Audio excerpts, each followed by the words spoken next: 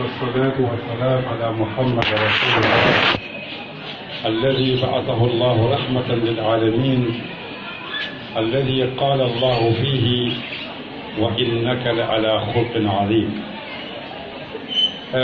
مالبي كنتنا كيسو كنتن درولا بل ملافلا البالترولو لا باكت كاتم منامن كتالا على كمايا أتول بلو كنو أتول بلورين بي سوما أتول بكلا كيبالوشي أتول كوردالو مرلا ألبي ساتيلو مرلا ألبي بانكو مرلا من سكوندال وتو ألسال تلولو باكي ألي الله diamulu tenkundi damandi kadu kajane muntolu bela na falti ekata ustaz ban ekata dindin ban ekata taliboti o kolambe ala tentula subhanahu wa ta'ala ala mi yalon kanyan tentula katu atade nda ayda min kamma wolum kala ya maro ke duniya kono kabulala kila no sallallahu alaihi wasallam nyen kammala duniya baluwete dia ata problem wala soblaje alkiyama ni wulita naye kunin aye konte bo asejo ko kende bala sayate mento ko rawati je school tije ko exam tije e kala man sakirti aljano kono o to fo fembe sambala wal silo kan enyanta o ko sobe mudalala enyanta o ko lonnala andum be tembo mento madama du wolum alka wulde kana school o to fo fen school o nyanta di dalla al nyanta hakilo to laje bakele al yakara namera mandinga kan kaza wala musangon o kola mbe skulu la principal o konton na bake Mr. Joe yala ke kende ya fonya nana sutumo to kata nyawonya yala ke kende ya fonya alama ala ya jo alama ala ya mende palaso to ala palaso tikandi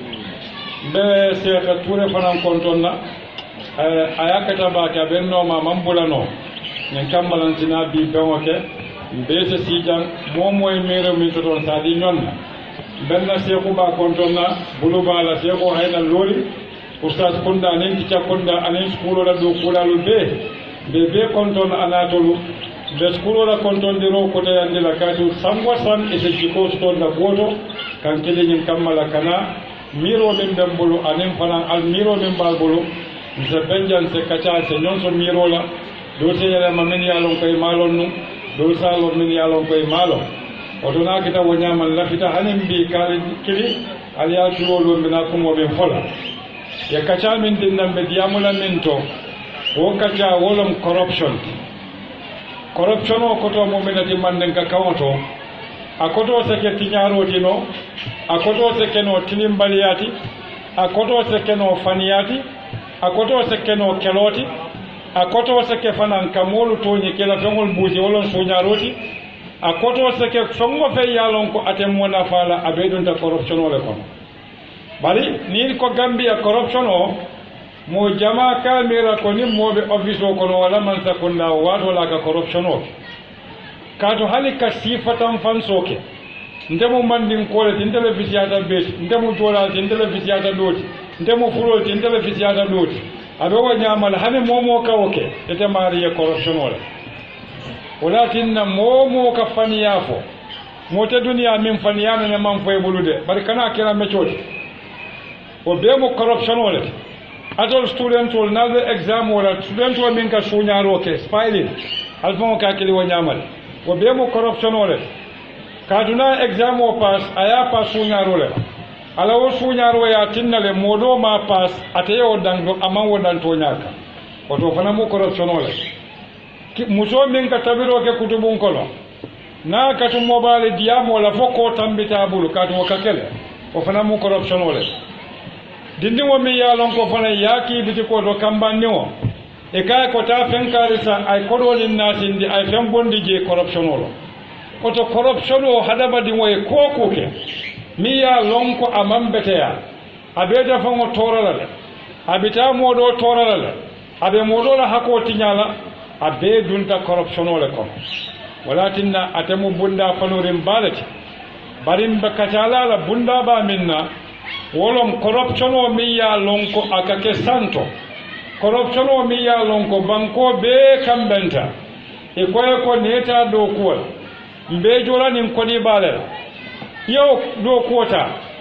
eta kali qur'an wala télévision e naaloy ka moolu ñaabe ka duniya be ke juube i qualité ko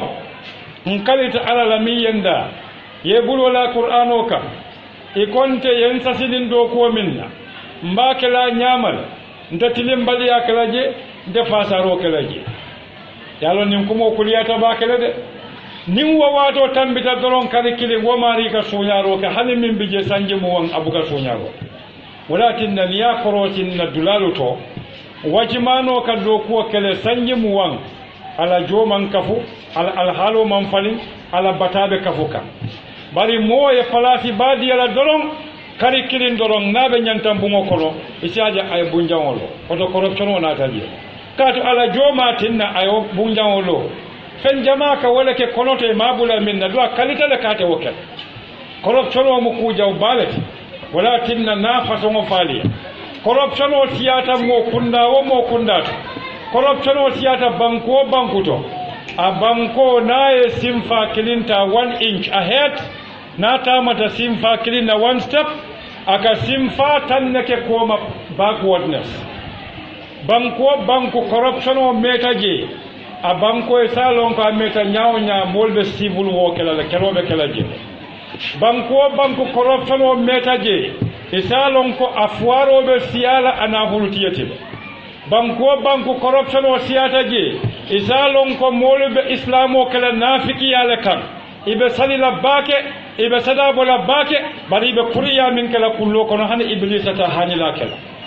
banko mi yalon ko corruption o siyata je moluka min fay dala ibuka bara isufolula moluka min fay dala abuka tare nganiyoto moluka badiya min fay dala abuka tare kono moluka ku kendo min tandi molula ibuka ke ala kamba ikake molle kam corruption o mambeteya walatinna ni ala yamma koy ala tulolo dindingolo jamano min tambita ye kukende bake koma jamano ko foloto kebalo ni e karafa kodo la misalo kammal ye karafa kodo minna ya tafu funto min kono wala yake kalpe min kono wala yake fengo fen kono ni nata wo kodo nin wo funto e ka wala murundi bari bimo ni ya karafa kodo la kaminake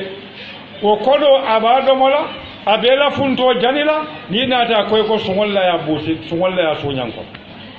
ngam misalo le diyal oto kulum kebalu wolu man fangole kaminkili corruption bari bi jamano moy corruption ke minati Gambia na diamu Gambia la katun tolbe wala kono Gambia corruption o tata le fakata molu la adoti sai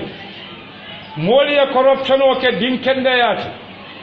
ifawal kamman salimo fo ikonni so yasiti damin be o ka balu wala to wonyon kuma nore mo fawo man soto momin ka fa dala wo fawo man kende ya samba kampama kurantolom na samba kampama ya pengu ay kende ya katu wo moya fawo misali ni solela atemu molati ala ya bunya ala ko ye suratul isra qur'ano ko le ka fo soro mi al isra ala ayatan wala ala ko ye ko ولقد كرمنا بني آدم أمندن كافو كادنتيد على كاليتا لا كون كاليتا نسمبولا نهدم دي ود دالنا بونيا اي حكيلو ديال ومو كلمو كنا كافو يكو يبيان وسيتي داما كبلو ولا اجوبه دي ايا فامو مثالي بيان ولا ايا فامو مثالي نياما نيميلالا ايا فامو مثالي نودومو لالا كاتو akamin domo nolo molla kodo ye wala kafum kafu yatata do kola ajube nin ko bala fata bak ye mota yake directote ikaji o $10,000 o $10,000 ite Gambia dingo ifa malaka o tax jo wolem pojo ikaw ye $10,000 di wo marila ite buka hani $100 sotono ye pajero moto diala ye petrol o fana na kupongo diala o be kon akalela banko la kolo corruption o kala yalo ko bala fa warta bak na banko kullo min bije munatin nan bukata nyato a kullo mu minti corruption wala siyata nin corruption wala siyata da ye momo kara fa palasola aka fo le mbatu na do mon kono e fa janni be mbayla mo buka do ko ke banko la nyato ta kamma molu be ka ke la palasola kamma walakin na Gambia corruption o sababol min ka sabum be o fulale o kola naal bondi duniya naal samba ala la qur'an o kono corruption o e minake kunun anin bi anaɓe min kela sooma ñin kammala alsal hakkilotu alkana ɗum corruption o kono allah balu o kono alkana suñaroke exam ola nin tiƴal fanankali alna alstolike e kana ɓori school e kata e ka foye sasata abemu corruption ole abemu corruption ole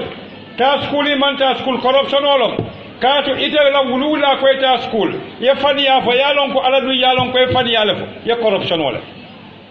wala tinda fanuta bakel so wala tinda dindingol alala kilol ntol gambia jan corruption o ka karande birin dinding najire wala mansali mo do bi jako ni sindimo kan ni siba dale jube nabe nyamo nyimi kan barin tol la janna kunna falinde madama ni siba ka nyamo nyimi oto ni sindimo fana nyanta nyimi dal madama director ka corruption o ke oto dindingol fana nyanta corruption o ke lan tol ka tamandi wo nyama anyon kuma fure wo man soto isamo e wati jama e koy ko programme wala be keri workshop e ko leadership training e be dindi wala karandi kan soma e be kala nyaton ko te nyame ibe mo karandi la nyaton kay ala nyaadi le man jika kendo diala o bala fa warata le kamo e gambia mo kumma balu ika foko alnata workshop la alnata 3 days workshop wala nata dindi wal karandi leadership quality la wala mankuto min ñannatar la ñaton kobul ite keba min ka woke mankutu tete bala min ba tandi la dindi wala ko ite ñanta karandi la ñaton kayala nde malon tol kata dami nin te ben nano e ka bondi television wolto wo mol fawol man kende ya sako min kata workshop wolto min te bulita dilano min te foloto kebal ka molu karandi jikola e jikole la e buka mol karandi nim bulak bodo nin diamu kensa wonna wala tinde nin ko bala fawarta bakele so dindingol atollon problem oti sain bare atolle fana mu solution oti sain bare albekela solution oti nyaadile wala moli tara minibal nyaato ya tandi alla do ko kono jiko kono diamu nya kono ku kenyo ya kono ko corruption o ka banko samba nyaatole walla nim banko doya tale nase sanji tandulu ni sanji woro wala balu hanim bi silo man soto hanim bi ku lobitani man soto amanke ko man sakunda ambe keri wala yakede ametale birin cuk man sakunda nata akadole keta min mambetaya man sakunda fa wadam mabuka banko doku banko din wala ka banko doku talibe bijan student ni dun da school o kono somanda akata yek nyamo bondi ye fennori mo bondi school o kono school o be seniyala momo be sede la sokoro ni fennori mo je kayto funto songo fe ya cika ya bondi silo kan tati be seniyala so ninno mu ikan molu karandi nyato tala tenne ibukata hotel o to do iko workshop wole bembulu ikan mol karandi leadership quality juma tubabu leadership bang katu tubabu wole leadership londe de katu wol ndi hale dala sikilin sunya newspaper sa bondi ni abonda seritai barin tol la nyaton ko lu buka kontali foni ena de television de ko ye sungo wala ye samba koti ko ye sungo o wato le ka kontan ka tambi fongo beti ni kay resign attention resign la ni kay binom ako dalili te molbul ngol yaaje be sunyal wala problem wole be corruption o man betaya amanke kodi sunya dammati jikanta ya famu corruption ole wala tinna bankuto amolu beka palaso le nyini buka londo nyini corruption o tiata bankuto mol ka kayto le nyini pour yeke directoti bari maka e buka londo nyini pour jiko e betia wala benna bankoka nimman fan criticize kana wandi mol criticize hada madi mo et wala mu foltoti ifan wala mistake oti kana fo wali kanilo mistake oti momo kata wandi mistake o nyini ite mari mu professor ti mistake o kono kate banni fongo bal oto nan fongo criticize na ngaybolo membe mbala ni ngalon doron ilaje mbe da halal so wala tinna corruption o falu batala atol membe karam bungoto atol talibol atol studentolo tijal lomban ustaso lomban tolu be min kadiyabo na kata corruption o ka bankaram bungolat dindingol nyanta karandi la karam bungol to ko corruption o e bang akaba nyaadile talibolu kana je mka manyake miya lonko corruption olo na fon kale corruption o mo minati femmo fembe hakilo tinyala abe jiko tinyala abe balajato tinyala abe wandi hako nasila ibe fengo fola min manke toñati ibe fan tandile ko min be bulu o tumate bulu o be dunta corruption wala ko bari mbina be fola le moni asab ni be mu jamba solti ka kumo dayele jannim be dunda minum corruption katu angale kawlo bari to la kawta ko to mo minati walam fasada arabu kawto walam fengo min tiñata fa tolita fa tiñata atede dano la kota dum corruption o kamunte le ko dolo anin tay anin siga anin kuruwo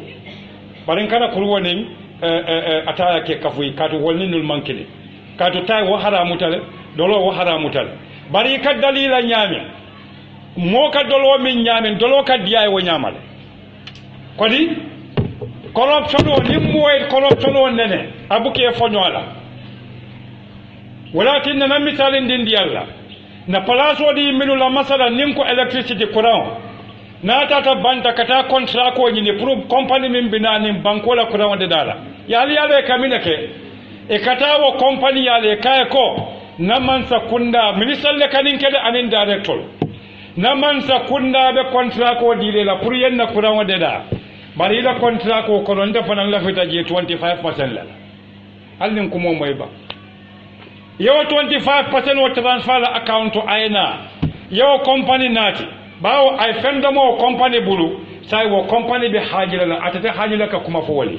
hadi wal mla contrat ko manta nyama ata hajira bawo ay kulo do ma balanta account ay wuli jama kala account ko tili kunte ba isaja ay pajero san tili kunte ba asita badala ay wala estate o san 1.8 million iba fulani yakulo ba mun tole wato mo sulu ayela sajele sunya ite sulu wala mata ayela sajele sunya katu ay bankola kolo la sunya bidun nabo pajero kono bitu ayala fe weri fingol betelendi aya condition o bali pala ite min kalem pojo e banin tili kando kono e katara fola ba e camera ko nisi kun jonkila so nin kolbe tenne corruption o en kanyonne ne tenne asita le na fo e ka kenya min pour dinni wal yalon nale momo ja corrupt alta fo teacher alta fo director alta fo principal we corruption o man betia adunta dawda buka funtiji wati kili aka funti wala o mol min ka ke niye be tumbo niye bay do ko le ta do ko do ni se corruption kili ngokiji wala tinna faye tumbo bar janibe fotala woto dindingol mimbe kulu kan nawol kuluban dindingol mimbe wuli kan anen sonkudinde wol nawol deda ban corruption o sabo kana nyaadida hadama di wol la society katinale moka corrupt katu gambia fotata o tembole yaaje kariya bunjawolo imanji din kayalo nyaadida ita mol be noma ibarakantan iflango yeninlo yale ida mol be susunde kan ifana yeta sunyari bake wala droko wa fienalo tili kunte ba police ole na drug squad yemuta mol sa foko ila kela police to tariyata yara fa be dinnel wo mol minka ko mo fo brite memuta itolle kana ka fon so dafa so gambien wol ni mo problem wol ti e culture e nasty dirty culture ntol ta telephone nem fula ale kuto lon ne banin kana ali alon nem fula le bela ntol ta telephone nem fula wala kata mo beji koti ni be di ma kono din kende ba lungo mi ye baragma ye muta e ko din fude bari brabe kuriya kala jumala kay kanake mo ma faay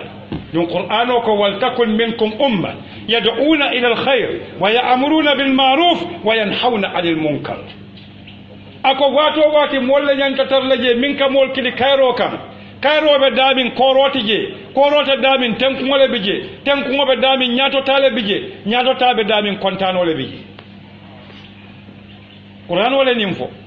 ako kamol fatandi kuja wala barin tol bukat ntol ta telephone nga moje kuja o fonla nka tambin ka fa assalamu alaikum continue ya ta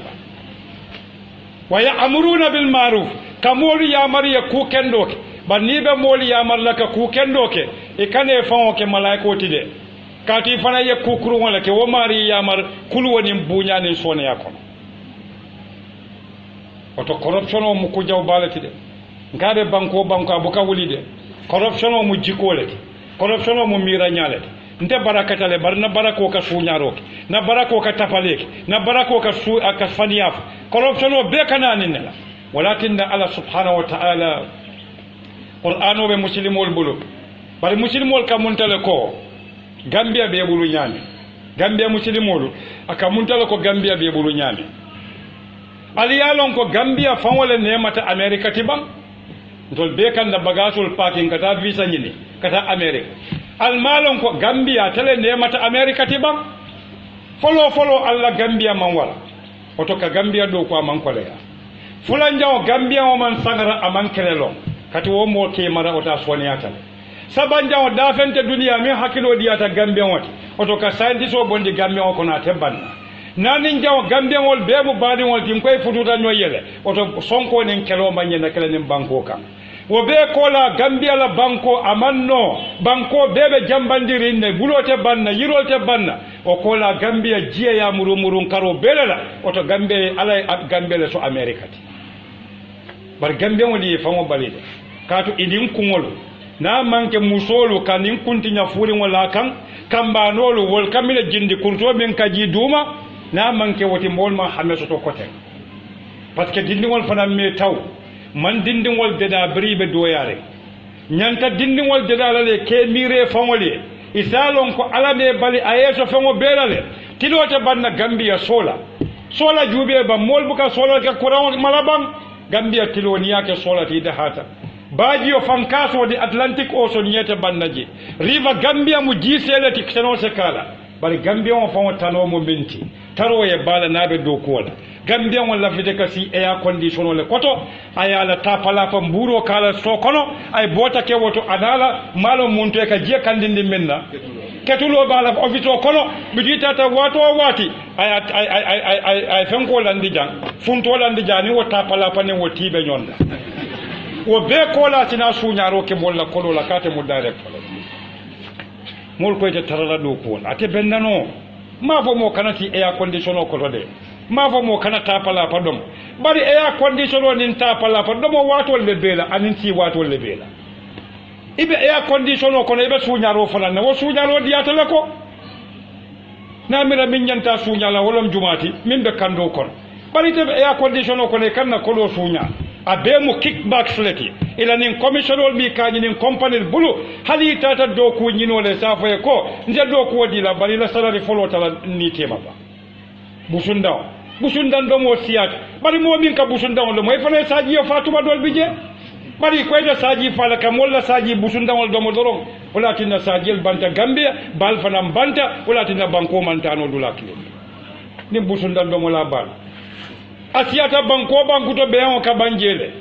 akoto mo mente corruption o siyata dawda mol ka batale mo dantande kana faso to banko la na fulo walakin anna dunna qur'an o kono ba de san malaiko le nim folenum walakin the word fasada it is corruption,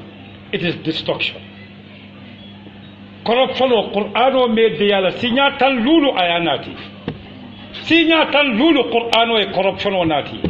imma ka hakilo tinya wa imma ka jato tinya wa imma ka niya tinya wa imma ka hadamadin walla kunda tinya. Allahu akbar. Qur'an wa me biala no alon ko hadamadin wo drone mala me choti sako hadamadin wo mi ala mankita ala ko kono mol tata le folla bon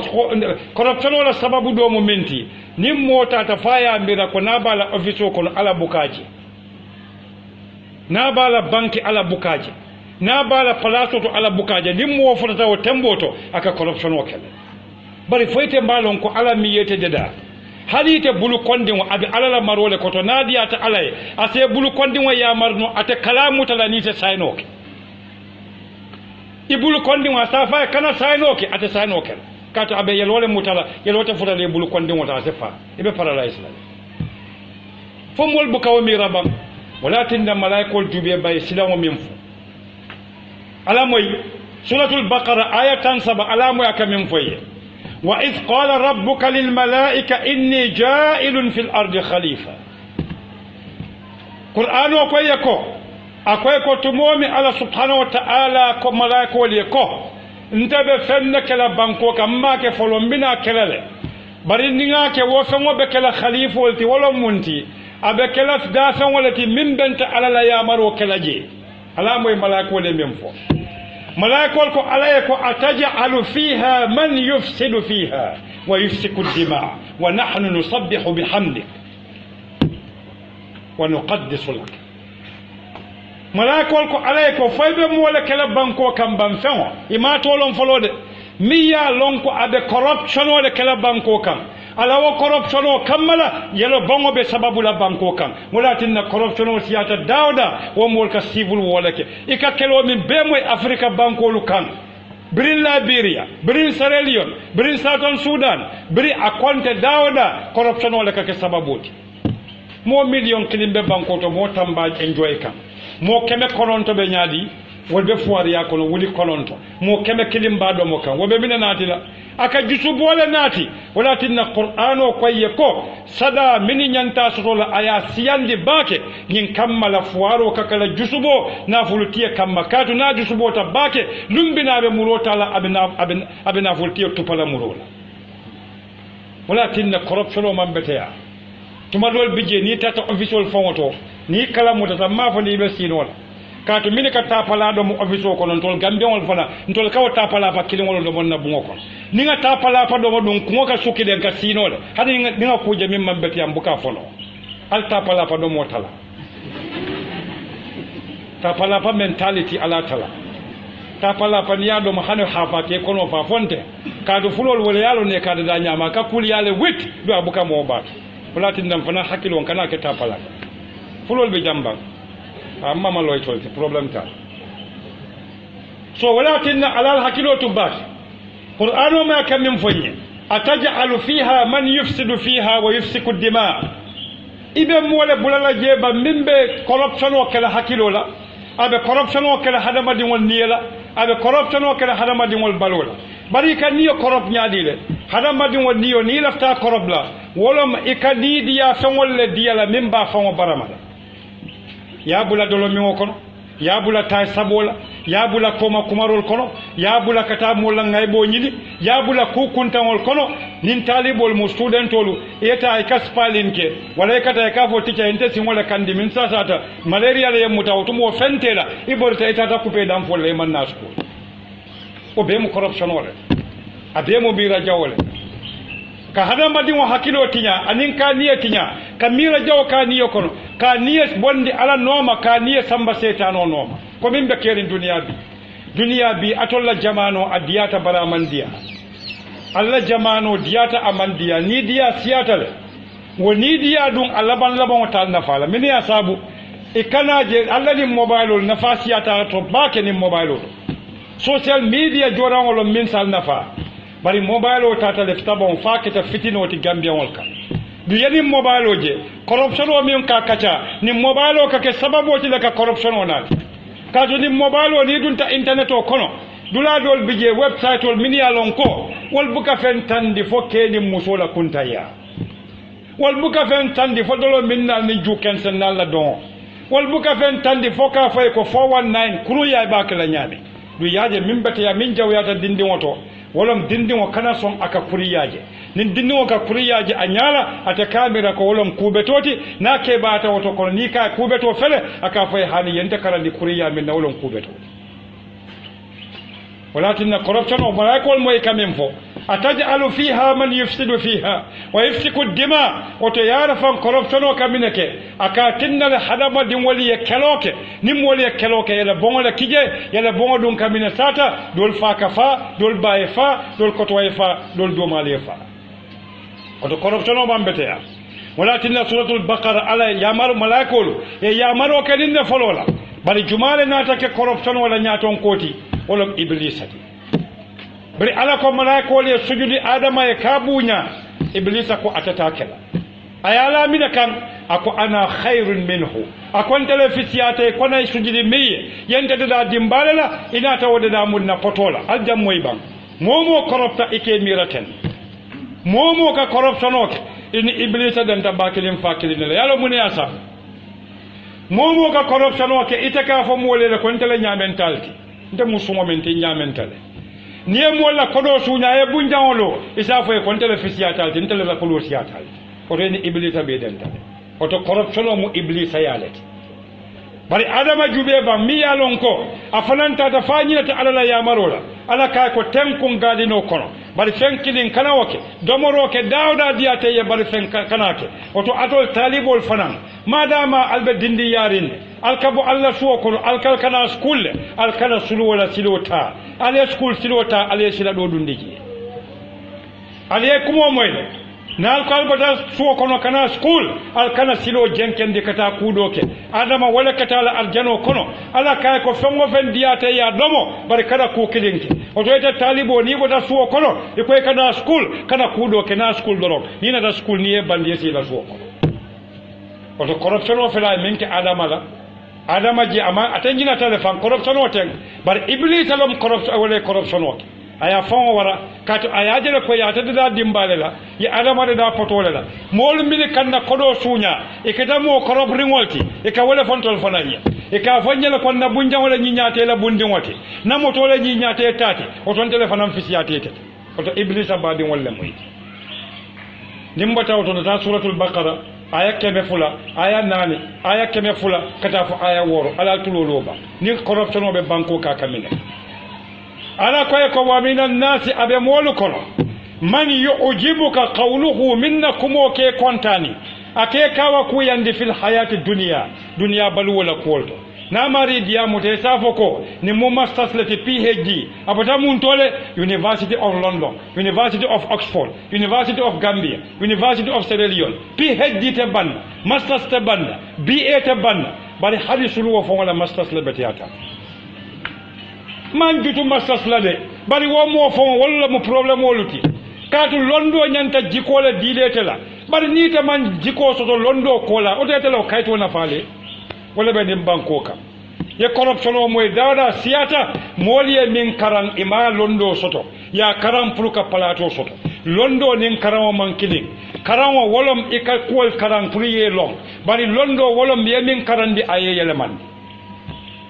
wala tin na karan na siata dawda problem o donne ka kije bari londi tiya siata dawda tem ko le ka kije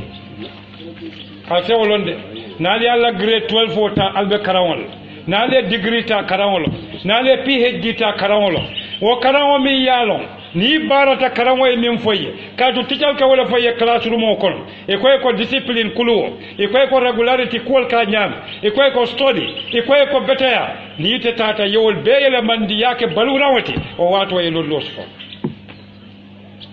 walakin nan to laja miyem batande nin non ngol ka karawo ke pro place o kamala ni place o so to suñaro nata ye momoje camera ko ateman wulu atebota sawol ta ajolonta na ta Gambia mo bebe warare nga fawola walakin na nimmo koropta ni ka warale kato iblisa ni waratale iblisa nyom fen warare ngota keri walakin aya do to ako alaye ko nteda sujudu la fawo ye min dada tinan ka ke pototi ajube ay kuma kunta min danteje nte sujudu la fawo ye mi ya lon ka ke ta pototi imaje corruption way min kenna mo kunda society kono Gambia nim fuaro fata wala fuaro e kulliyo soto fuaro de malakata wo sanwoto ani wo kulliyo bari nim banna nin nafulu tiyo fata nafulu tiyo mi yala kono soto corruption wala e ka parejo pajero le jelori ala sanwona ala kulliyo kamunta ko corruption way mol kenyadile min ya soto ani min ma soto du yaje lu wolu mo kemele ka kafu min ma soto mo klinna ka kafu min ya soto ولكن نمر سورة البقرة آية كم آية ناني كتاف آية كم آية وور أكوي ومن الناس أبي مول كنو يبيت مودول من يعجبك قوله في الحياة الدنيا ميا لونكو أنو دياتا باكي أي ديامول نو أنو دياتا na diamuteye nin dimmusu tambe buli ka fa le koy beta wate kile nin saji lulu be buli ka fa le koy be fa na janina do mo ka to la ko tambeta na le wala dum be siaren kono ويشهد الله على سيدي عندنا ما في قلبه من باس ونموكم وموتي فاديا متواتو واتي أسافك والله انقلت الله أكبر دون مول من كيكي بلاسوتو نيبي بلاسوتو عليك منك يا قرآن ومت على مويد إكالو لي قرآن ومتيبولون إكالو كي دالا كاتي فمو بكا كاليدي مولا كالو فو إتول فنايا وكالو سينكا كوجلو قرآنو moya fo etoliya 57 television o be kan Gambia wol be nyaabela dunia be nyaabela e koy kalita ko ite suñaro kala ite jenkela ite fasaro kala e be tamala luwalla bari lungo me yewo ke minister wala yake director wala yake deputy director wala yake ambassador o lungo le kuriya fongo yiro ka tu ministre fonko o lungo la ka yiro falingi kato ni tata ya ite banku ni wala hajola isa fa ko protocol abe bishirin aka mina bisije nin telephone ken sanwote corruption on nat o telephone le bebu commission jin wala 25% dinna 10% dinna 12% dinna nakari makoyja nakari dundija mbe expose la ninna moyla do koti wala tinna manke kodo dammati jikanta yalla alla jammoy ba wa yushhidu Allah abi ala sayyidi andila ma fi qalbihi min ba sondo moko nalota kon kalita ay ala sayyidi andi min ba sondo moko ala ko wa huwa aladul khisab wo mole mu sonka moti mi ya lon ko ala sonko bukaba atalo mu moti mi ya lon ko ala jenko bukaba atalo mu moti mi ya lon ko ala problème o bukaba aladul khisam atalo mu kale nyomol be kale nyomu jawoti kato ataka banko mol kelele aka fon kele ay ala sedi andi kumomi ala bota jako wa idha tawalla akoni mo niye sembo diala masala ya palaso diala wala ya aya kodi atata akaminake yas'a fil ard akatama bankoka akamina jini wato liyufsida fiha katijaro ke bankoka corruption aka corruption o kenyadide akonye liyufsida fil ard ala koyeko wa yuhlika al harsa wan nasl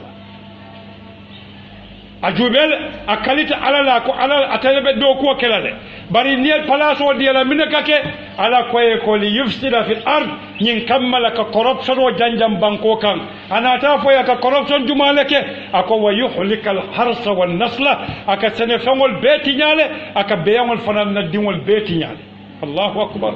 corruption wala jawiyata ala jube qur'ano ka corruption o kenyame parce que ni corruption o keta banko kan banko la kodo mol ka tax minjo ka di mansala ni modo ka sunya wala banta bankol kan so kodo minna wala wol bankan don to minna katun tol tabala julo kono hal al qiyamah ben sitila jolola katun tabala julo kono ndol fo wala ka fo nyoye ko kila sallallahu alaihi wasallam ko ni mo fata ala julo jo fon tembang bari banko mimbo ko Gambia mbef bebe fala janne dak julote bandan kan wato kon kata julota dami o julol wol kariba julole dinna o riba julo dum boka banjola oton tol be yara fam be ni julole kata bala fa bala munindi wala tinna niya kodo dila ajube ban sanji tandulu sanji worawula na sene bunda fonyi nan damandin na botolo je bitikol kono de jamandin na botol je bitikol kono e ko jaaxal pasari mano e ji seede momin bulu jemi ya lonka te banna ite mela mano seneno oto mini yatinna wo mano man sene muni yatinna trato manna na mo jelleki atol talibol studentolo na mo jelleki university karam wala private agric science karam na mo jelleki bari mol be nata halin bi mo fango man Gambia ne muno ka bondil Gambia ne muna yato ka ke international ne muno halin bi mo ma fanya ko na dutol kurango minke mutambe boro bola mun tole halin bi mo ma fanya ko wulol mi yalon kon ke jalim ba sobla nyaadile halin bi na agric scientist ma fanya ko nyantan na yirol kala nyaadile pour ka foko ni sama sita yirol kadin hani na yirol kuluba nyin kamale kadin sam karwa kari kono kadin halin bi mo ma fanya no niamo e ko expert wona ta dono abata bandale tubabo lo ne karani ne ki tubabo ya iman karawono inate ko PhD halin bi tubabu diwo kana akade karandi la banko kan ko dite be kende yari corruption wala ka hada madi wo min buke mira fawe aka muntala ko falo min fata amanke falu baluri wotide ka to falo nabe baluri ake mira de ni ali pa ka bolle na nyamoja ka do bari fali fari wo molka koronto le ka wo bade mo buke mira fawe fali fari wala muy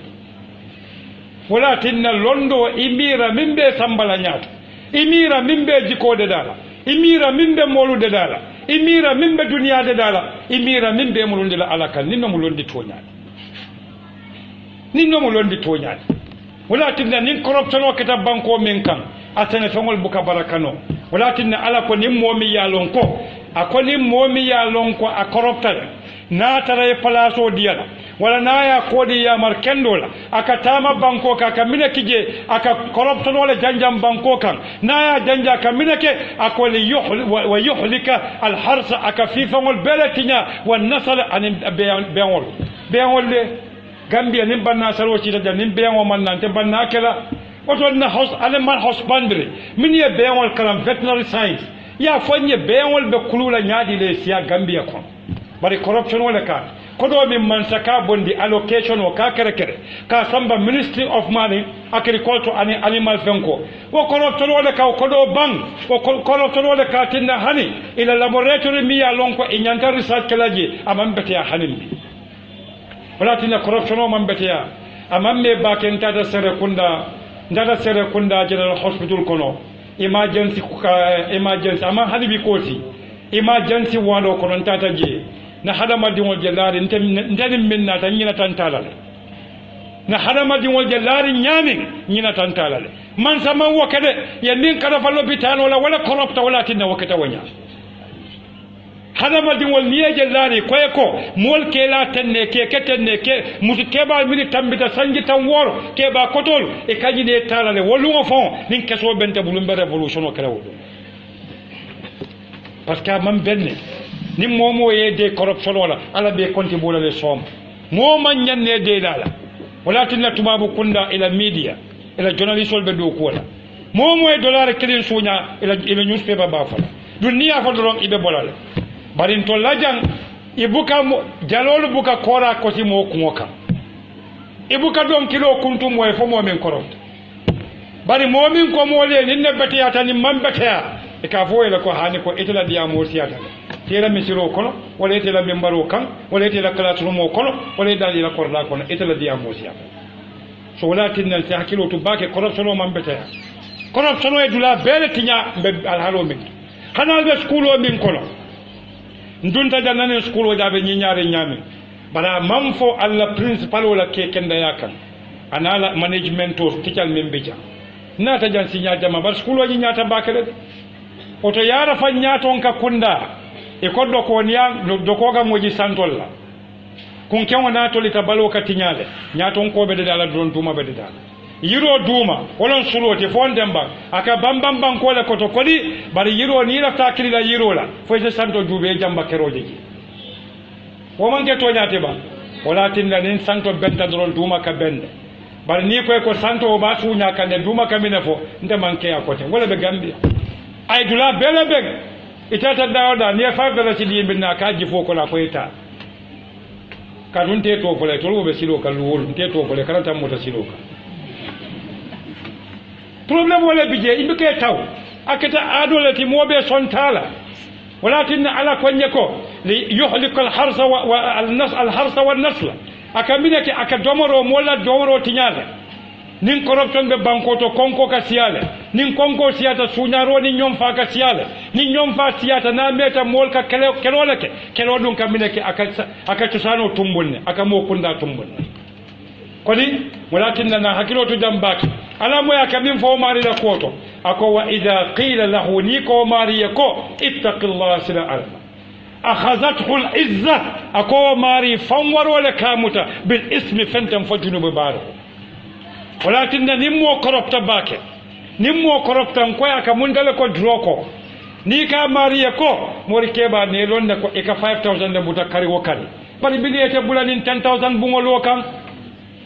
asafa no boje wa ita hasidiyatal da ke ya marle de aye kullo londe de nka ataya minne kulu ye grade 12 soto de grade 12 soto e dun ta GRA kado GRA momo dun tawto e ka do mal sulwol fongola sulwo bebe wolto yemmoy wala betiya momo dun tawte kado mo problem wala be keri banko ko do be kata kafun dami ni dun taje bi soma do we moto san e ka ka nyame ala le yalla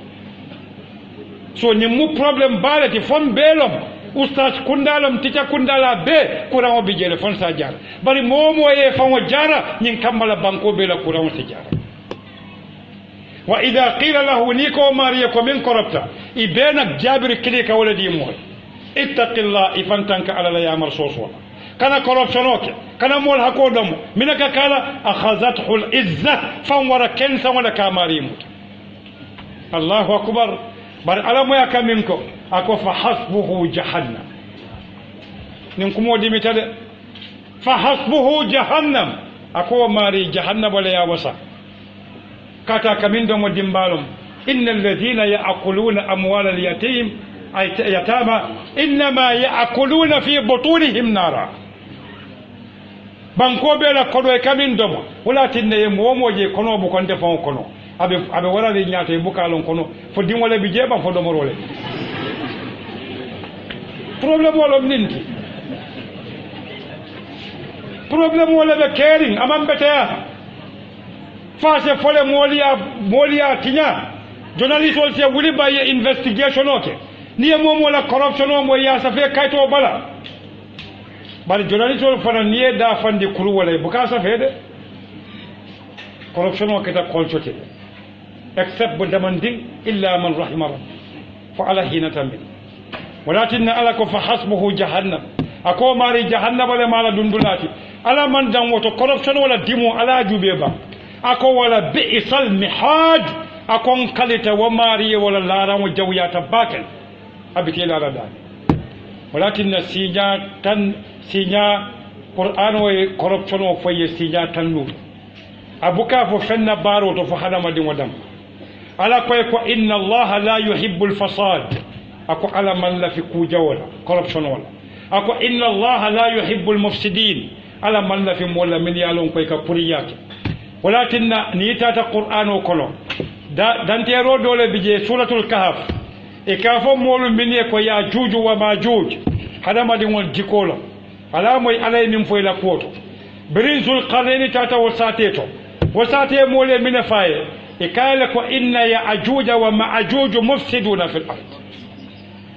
walakin ya ajuj ni majuj hada madin jikolom niyake dolon katu kalimatul fasada walam corruption qur'ano bukatiti fembala fa hada madin wala baro walakin ni tada salah la moliya e kafo kilariya mo kekende ba mi salah ala molla sate to min e nyon ko mo fa min e nyon ko mo barama fa fata ala moy qur'ano e min fo ako wa kana fil madina 9 rahtin yufsiduna fil ardi wala yuslihuna fiha hani beyangol ke tilimbali ya corruption wala gambia dul sa hakilo nin kona londo so nin kona jika kendo so nin kona dino e tam nin ko alay na batol muta alna balafa beyangol gambia ngol mam balafa beyangol ngay bata gambia siloka ye falo do kundi yali pa faya barama yatu siloka ya wulota ya taki motola ya sinwo kati ya bula siloka ya nyankumo fa wala ya dimolta ya fa siloka ya bula siloka femmo dafa wati gambe wal mam balafa sotola man to min mam balafa be waliye abuka balafa yiroye momin mam balafa yiroye aka dimbale malala momin mam balafa yiroye abuka balafa fonwe momin mam balafa fonwe aka ke iblisa mam balafa fonwe sako wandimo alal hakilot walakin corruption wato kammala lansaro sita nselo jang nsafo sallallahu ala sayidina muhammad wa ala alihi wa sahabati ajma'in alama alay betanga corruption wala alama alaya miro mo hakilo alama alayatul kebayandi corruption o e bang alkana som moya dundiji nimmo koy ko ak kanaki drok wafo mu corruption wala tay wafo mu corruption wala faniya sambo mu corruption wala koma kumaro mu corruption wala ka kuma di molla corruption wala ku fa mole min mu toñati qur'an wa yebula wala ku kendo fo akoy ko wa kuntum khayra ummatin suratu ali imran aya kam ayatan to akonya kuntum khayra ummatin atol katanum atol manto bebete mati bal munati nayo fo akota amuruna bil ma'ruf alkanyo yamar ku kendo la wa tanhauna anil munkar alkanyo fatandi ku jawla wa tu'minuna billah alkatan dima limani yani alala ni limanata alala oto alay tanko dilale ni alay tanko dila ala koy kana ninke kanake katuni yake doron ibe ala toñila momo ala toñi aka mundala ko dirimo membe dinko kono e ji kando ka nafundi ta ka kenyadi atiyo be ka buruburu ala ma ala entan jazalla alhamdulillah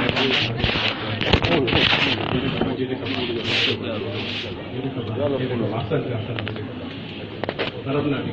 alhamdulillah rabbil alamin sebo la amaro boy alama alen ke an no malati alama no